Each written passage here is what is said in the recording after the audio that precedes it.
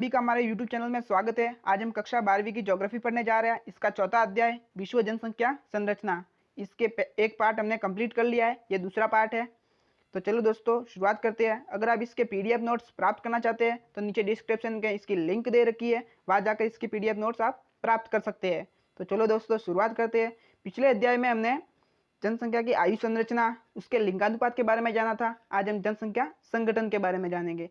जनसंख्या संगठन मीन्स जनसंख्या में नगरीय जनसंख्या कितनी है, ग्रामीण जनसंख्या कितनी है, उसके अनुपात को देखा जाता है। जनसंख्या में किसी देश की नगरीय व ग्रामीण जनसंख्या के अनुपात को देखा जाता है।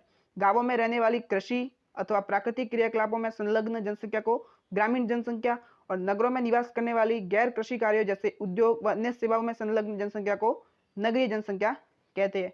कि जो गांवों में रहती है, कृषि कार्य करती है, उन्हें हम ग्रामीण जनसंख्या कहते हैं। और नगरों में निवास करने वाली गैर कृषि कार्य में जैसे कि उद्योग है, अन्य सेवाओं में संलग्न जनसंख्या को नगरीय जनसंख्या कहते हैं। विश्व की कुल जनसंख्या का 50% से अधिक भाग जनसंख्या का नगरों में निवास करता है।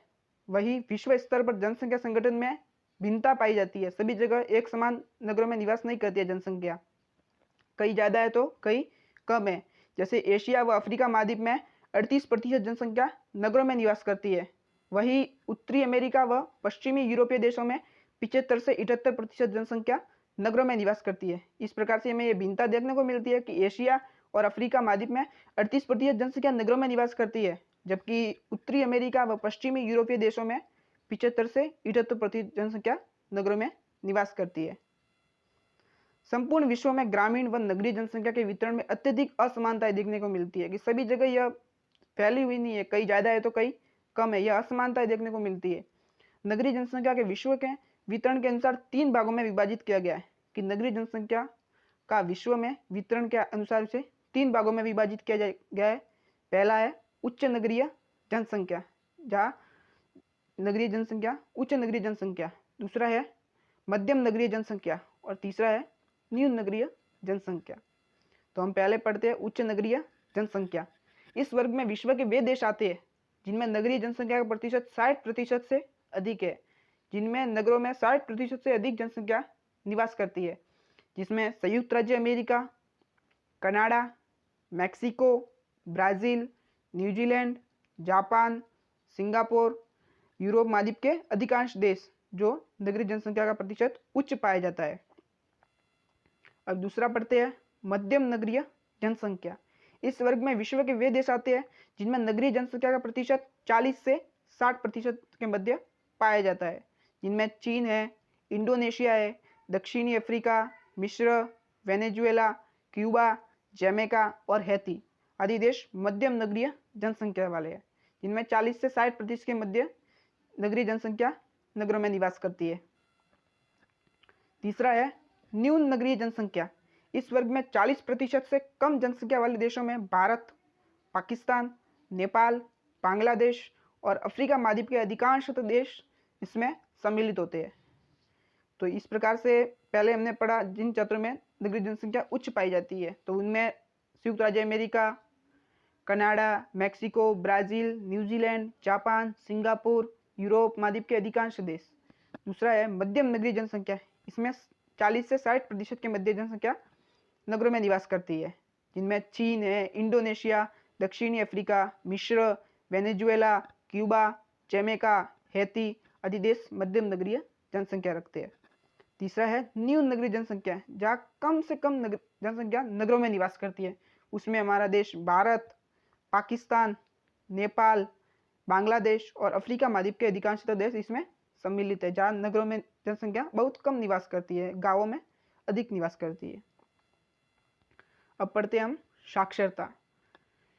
साक्षरता का मतलब है एक प्रकार से भारत में ये माना जाता है कि जो व्यक्ति अपने हस्ताक्षर कर सकता है उसे साक्षर माना गया है, लेकिन अभी अलग अलग देशों में इसका पैमाना अलग अलग है। साक्षरता द्वारा जनसंख्या के गुणात्मक पहलुओं का अध्ययन किया जाता है। विश्व स्तर पर साक्षरता दर में विभिन्नता पाई जाती है कि सभी जगह साक्षरता दर समान नहीं है, कि कुछ देशों में साक्षरता बहुत अधिक है तो कुछ देशों में साक्षरता बहुत कम पाई जाती है। साक्षरता दर कुल जनसंख्या के उस प्रतिशत को प्रदर्शित करती है जिसमें 7 वर्ष या उससे अधिक आयु के लोग दैनिक जीवन में पढ़ लिख कर एक दूसरे को समझ व समझा सके। कि 7 वर्ष या उससे अधिक आयु के लोग जो अपने दैनिक जीवन में पढ़ लिख कर एक दूसरे को समझ व समझा सके, उन्हें साक्षर माना गया है। मानव विकास सूचकांक के निर्धारण में साक्षरता को सामाजिक, सांस्कृतिक, आर्थिक और राजनीतिक उन्नति का विश्वसनीय सूचक माना है। मानव विकास सूचकांक के निर्धारण में साक्षरता को सामाजिक, सांस्कृतिक और आर्थिक क्षेत्र में, राजनीतिक क्षेत्र में उन्नति का विश्वसनीय सूचक माना है कि इसके आधार पर उन्नति का एक विश्वसनीय सूचक है ये एक प्रकार से। वास्तव में गरीबी उन्मूलन, कृषि विकास, अंतर्राष्ट्रीय संबंधों के लिए साक्षरता आवश्यक तत्व है।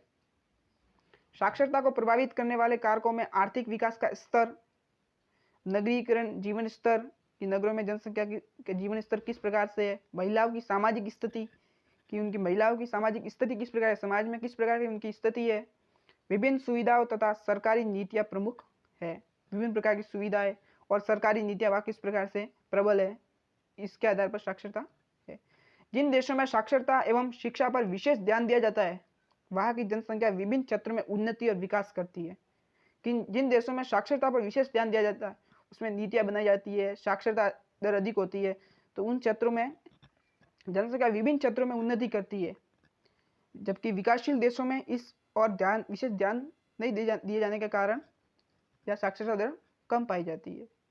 तो हमें दोस्तों विकसित देश वे देश है जिसने अपना विकास कर लिया है, और विकासशील देश वे होते हैं जो अभी विकास की प्रक्रिया में जारी है और विकास कर रहे हैं धीरे धीरे। अभी पढ़ते हैं हम तीसरा महत्वपूर्ण घटक, जनसंख्या की व्यावसायिक संरचना। इसके अंतर्गत कुल जनसंख्या में कार्यरत जनसंख्या के विभिन्न व्यवसाय अथवा कार्यों में संलग्नता का अध्ययन किया जाता है कि जो कुल जनसंख्या होती है उसमें कार्यरत जनसंख्या कितनी है, व्यवसाय व कार्यों में कितनी जनसंख्या लगी हुई है, उसका अध्ययन किया जाता है। परिश्रम युक्त व्यावसायिक कार्यों से जुड़ी हुई तथा इन्हीं कार्यों से अपना जीविकोपार्जन करने वाली जनसंख्या को आर्थिक रूप से सक्रिय जनसंख्या कहती है। जो परिश्रम युक्त होती है, जो व्यावसायिक कार्यों में लगी होती है, वह इसी से अपना जीविकोपार्जन करती है, अपने जीवन को चलाते हैं, उस जनसंख्या को आर्थिक रूप से सक्रिय जनसंख्या के रूप में कहा जाता है। संयुक्त राष्ट्र के अनुसार कई प्रकार के व्यावसायिक वर्ग होते हैं, जैसे कृषि, वानिकी, आखेट, मत्स्य पालन, पशुपालन, उत्खनन, विनिर्माण उद्योग, निर्माण कार्य, बिजली, गैस, वाणिज्य, परिवहन और अनेक अवर्गीकृत व्यवसाय। यह वर्गीकरण अंतर्राष्ट्रीय तुलना के लिए होता है, लेकिन प्रत्येक देश अपनी जनसंख्या को आवश्यकता अनुसार अलग अलग व्यावसायिक वर्गों में वर्गीकृत कर सकता है। अति विकसित या औद्योगिक देश में प्रत्येक व्यवसाय में 40 से 45% तक जनसंख्या, कार्यशील जनसंख्या सक्रिय रहती है। कि अति विकसित और औद्योगिक देश होते हैं वह प्रत्येक व्यवसाय में 40 से 45% जनसंख्या, कार्यशील जनसंख्या सक्रिय रूप से सक्रिय रहती है। वह संयुक्त राज्य अमेरिका तथा पश्चिमी यूरोपीय देशों में इस व्यवसाय में 60 से 70% जनसंख्या जुड़ी है। चतुर्थक व्यवसाय का प्रतिशत जनसंख्या में तुलनात्मक रूप से कम पाया जाता है, लेकिन इसकी आय बहुत अधिक होती है क्योंकि इनमें शोध वैज्ञानिक आते हैं जो विचारों और शोध आदि पर कार्य करते हैं। Thank you for watching video.